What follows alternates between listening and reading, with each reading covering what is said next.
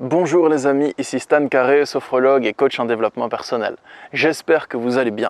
Dans cette vidéo, je vais vous donner 5 manières d'évacuer les tensions et le stress liés aux émotions de souffrance. Qu'il s'agisse de l'angoisse, de la colère, de la tristesse ou de la culpabilité, ces émotions, lorsque vous les gardez accumulées en vous, eh bien elles vont générer beaucoup de tensions, des pensées obsessionnelles et intérieurement, vous allez vous sentir super mal. Donc moi, mon but dans cette vidéo, c'est de vous donner 5 manières d'évacuer les tensions liées à ces émotions. Certains des conseils que je vais vous donner vont vous permettre d'évacuer seulement les tensions physiques liées aux émotions, mais c'est déjà ça fait déjà du bien. Et d'autres vont vous permettre de régler le problème dans le fond et de passer à autre chose, d'avancer dans votre vie en fait. Donc c'est parti les amis pour 5 manières de gérer le stress lié aux tensions émotionnelles, on y va.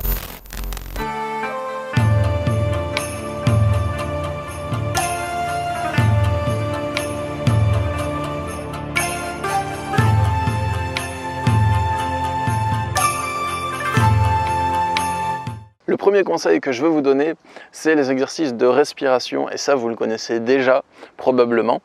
Mais les exercices de respiration, le point positif, c'est que ça va vous permettre d'évacuer temporairement les tensions physiques liées au stress et peut-être certaines tensions mentales liées aux émotions de souffrance comme l'angoisse, la culpabilité ou la colère encore.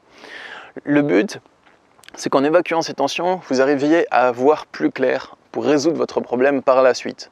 Certes, cet exercice ne va pas résoudre le problème dans le fond, mais ça peut déjà apporter ce type de bienfait. Et les prochains conseils que je vais vous donner vont vous aider à résoudre le problème dans le fond. Les exercices de respiration, je vais vous en donner 2 concrètement et ils sont très simples. Premièrement, c'est la respiration ventrale. Donc il vous suffit simplement de mettre votre main sur votre ventre pour vous aider si vous le voulez.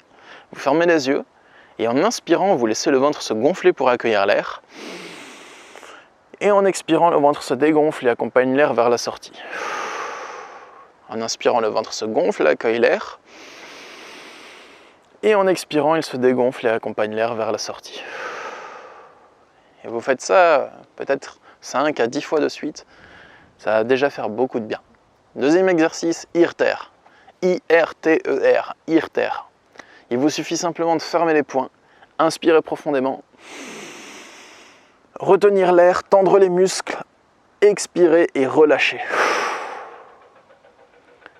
Donc vous fermez les poings, inspiration profonde.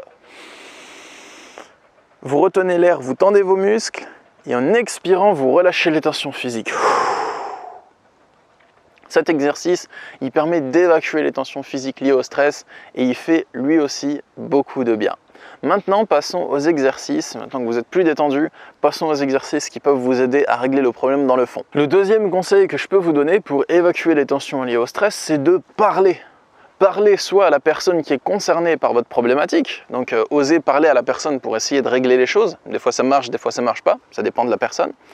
Et ça dépend de la manière dont vous communiquez aussi. Si vous avez une communication agressive, ça risque de moins bien marcher que si vous avez une communication non violente.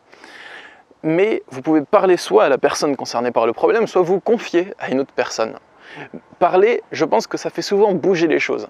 Quand vous parlez à quelqu'un de ce que vous avez sur le cœur, si cette personne n'est pas quelqu'un qui a un comportement pervers narcissique, si c'est quelqu'un qui peut vous écouter, qui n'a pas un comportement toxique, ça va dénouer des choses. Même si ça fait mal, même si ça génère un peu de souffrance, ça fait bouger des choses et vous sentez que ça avance. Et des fois, parler, ça vous libère vous, mais ça arrange aussi le problème et la situation. Vous pouvez aussi vous confier à une personne qui est extérieure à votre situation problématique, mais ça vous fait du bien d'en parler, de savoir que vous n'êtes pas seul, de vous sentir écouté. Mais ne parlez qu'aux personnes qui sont prêtes à vous écouter. Parce qu'il y a certaines personnes qui n'en ont pas forcément envie, que ça va déranger en fait, qui ne sont pas prêtes non plus à vous écouter, qui ne pourront pas vous écouter ou qui vont se sentir mal parce que votre problème fait écho au leur. Donc moi, ce que je vous invite à faire, c'est parler, mais avant ça, demandez à la personne si elle est prête à vous écouter, si elle a du temps à vous consacrer, si elle a envie de vous écouter. Et si elle vous dit oui, à ce moment-là, vous pouvez y aller. Troisième chose, agir, être dans le faire, être dans l'action. Un bon nombre de nos problèmes sont là parce qu'on a un désir, une volonté, mais on reste dans les pensées, dans la cogitation, dans les idées qui tournent en boucle, alors que souvent, mettre des choses en place, passer à l'action, c'est des trucs qui vont faire en sorte que notre stress il va s'évacuer.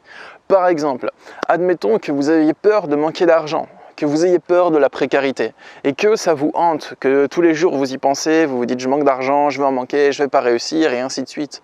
À la place de rester dans vos pensées et de cogiter, mettez des actions en place pour gagner de l'argent et pour en gagner encore plus. Et si vous avez l'impression d'avoir déjà fait des choses et que ça avance pas, agissez encore. Si vous avez du temps pour cogiter et pour angoisser, ça veut dire que vous avez du temps pour penser à une stratégie qui va mieux marcher. C'est logique. Si vous avez par exemple 1 heure de votre journée pendant laquelle vous allez angoisser, ça veut dire que pendant cette heure, vous auriez aussi pu penser à une stratégie qui va marcher.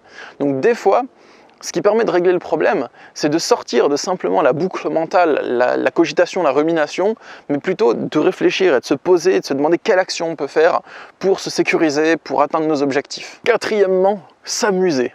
Et oui, s'amuser, ça permet d'évacuer les tensions liées au stress, à court terme comme à long terme.